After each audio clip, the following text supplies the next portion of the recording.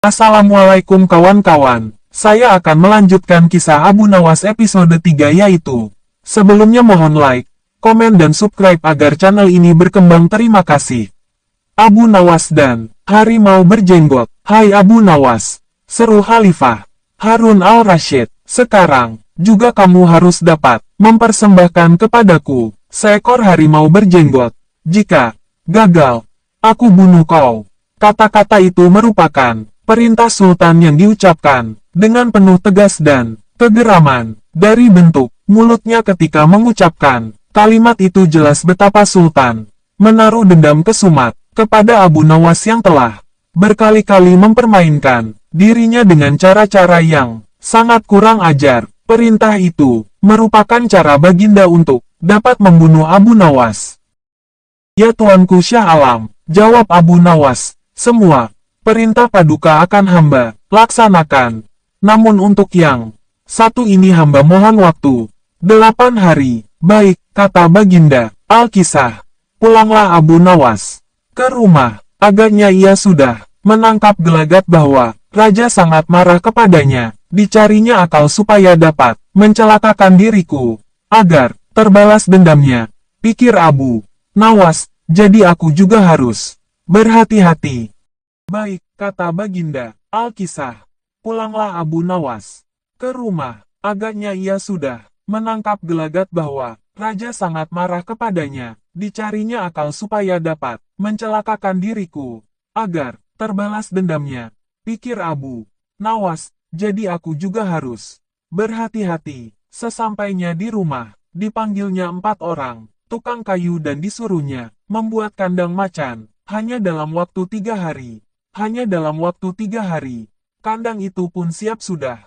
Kepada istrinya ia berpesan agar menjamu orang yang berjenggot yang datang ke rumah. Apabila Adinda dengar Kakanda mengetuk pintu, kelak suruh dia masuk ke dalam kandang itu, kata Abu Nawas. Sambil menunjuk kandang tersebut, lah kemudian bergegas pergi ke musala dengan membawa sajadah.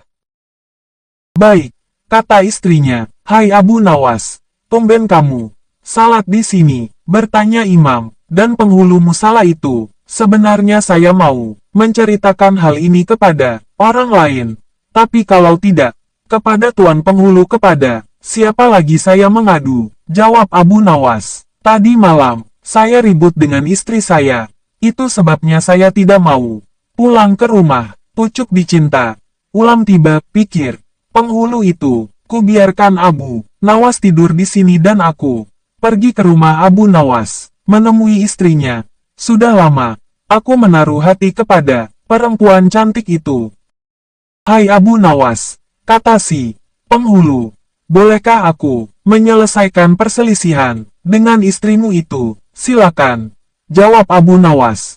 Hamba sangat berterima kasih atas kebaikan hati tuan. Maka pergilah penghulu ke rumah Abu Nawas dengan hati berbunga-bunga, dan dengan wajah berseri-seri diketuknya pintu rumah Abu Nawas. Begitu pintu terbuka, ia langsung mengamit istri Abu Nawas dan diajak duduk bersanding. Hai Adinda, katanya, apa gunanya punya suami jahat dan melarat? Lagi pula Abu Nawas hidupnya tak karuan. Lebih baik kamu jadi istriku. Kamu dapat hidup senang dan tidak kekurangan suatu apa. Baiklah kalau keinginan tuan. Demikian, jawab istri Abu Nawas. Tak berapa lama kemudian, terdengar pintu diketuk orang. Ketukan itu membuat penghulu belingsatan. Kemana aku harus bersembunyi, ia bertanya kepada nyonya rumah. Tuan penghulu, jawab istri Abu Nawas. Silahkan bersembunyi di dalam kandang itu. Ia lalu menunjuk kandang yang terletak di dalam kamar Abu Nawas. Tanpa pikir panjang lagi, penghulu itu masuk ke dalam kandang itu dan menutupnya dari dalam. Sedangkan istri Abu Nawas segera membuka pintu sambil menengok ke kiri kanan. Abu Nawas masuk ke dalam rumah.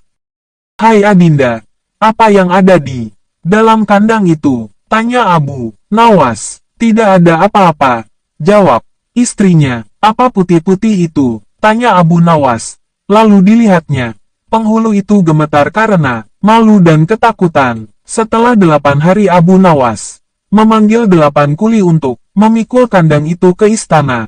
Di Baghdad orang gempar ingin melihat harimau berjenggot seumur hidup.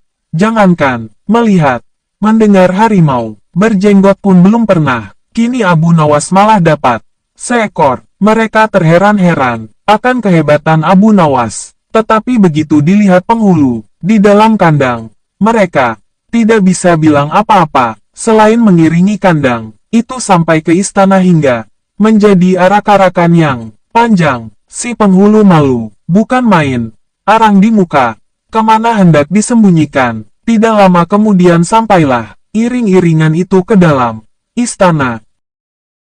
"Hai Abu Nawas, apa kabar?" tanya Baginda Sultan. "Apa kamu sudah berhasil mendapatkan harimau berjenggot dengan berkat dan doa tuanku?"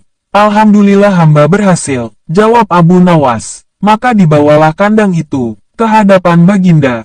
Ketika Baginda hendak melihat harimau tersebut, si penghulu memalingkan mukanya ke arah lain dengan muka merah, padam karena malu. Akan tetapi, kemanapun ia menoleh, ke situ pula Baginda memelototkan matanya. Tiba-tiba Baginda menggeleng-gelengkan kepala dengan takjub, sebab menurut penglihatan beliau, yang ada di dalam kandang itu adalah penghulu musala. Abu Nawas buru-buru menimpali, "Ya tuanku, itulah harimau berjenggot." Tapi Baginda tidak cepat tanggap. Beliau termenung sesaat. Kenapa penghulu dikatakan harimau berjenggot? Tiba-tiba Baginda bergoyang ke kiri dan ke kanan seperti orang berdoa. Oh, penghulu, ya tuanku Syah Alam," kata Abu Nawas. "Perlukah hamba memberitahukan kenapa hamba dapat menangkap harimau berjenggot ini di rumah hamba sendiri?" Ya, ujar Baginda sambil menoleh ke kandang itu dengan mata berapi-api. "Ya aku maklum sudah." Bukan main murka Baginda kepada penghulu itu, sebab ia yang semestinya menegakkan hukum. Ia pula yang melanggarnya. Ia telah berkhianat. Baginda segera memerintahkan punggawa mengeluarkan penghulu dari kandang dan diarak keliling pasar setelah sebelumnya dicukur segi 4, agar diketahui oleh seluruh rakyat betapa aibnya orang yang berkhianat. Hahaha, begitulah kisah Abu Nawas. Demikian sampai di sini dulu kisahnya, mohon jangan lupa like dan subscribe. Terima kasih dan wassalamualaikum.